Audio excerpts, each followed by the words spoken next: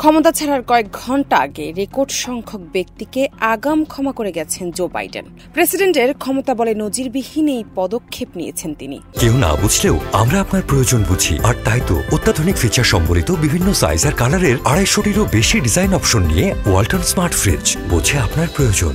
ক্ষমাপ্রাপ্তদের মধ্যে 5 জন তার পরিবারের সদস্য। এর মধ্যে রয়েছেন 2 ভাই জেমস এবং ফ্রান্সিস, জেমসের স্ত্রী সারা, বোন ভ্যালেরি ও তার স্বামী জন।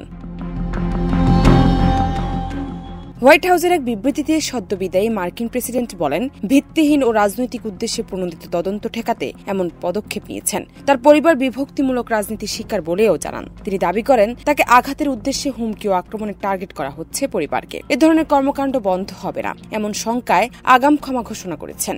বাইডেন এই ভূমিকার সমালোচনা করেছেন ডোনাল্ড ট্রাম্প। বাইডেন নিজ পরিবারের একাধিক সদস্যকে শেষ মুহূর্তে কেন ক্ষমা ঘোষণা করলেন, অনেকেই এই প্রশ্ন তুলেছেন। এই বিষয়ে বাইডেনের ভাবনা সম্পর্কে অবগত একটি সূত্র বলছে, ট্রাম্প এর মধ্যে বাইডেন ও তার পরিবারের সদস্যদের বিভিন্ন বিষয়ে খতিয়ে দেখতে একজন বিশেষ কৌশলী নিয়োগের ঘোষণা দিয়েছেন। এই বিষয় নিয়ে বাইডেন কিছুটা আতঙ্কিত ছিলেন।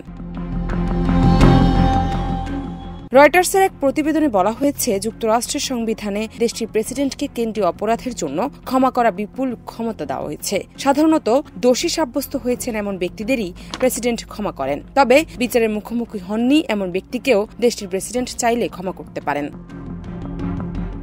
জান্নাত নিপু, দেশ রূপান্তর।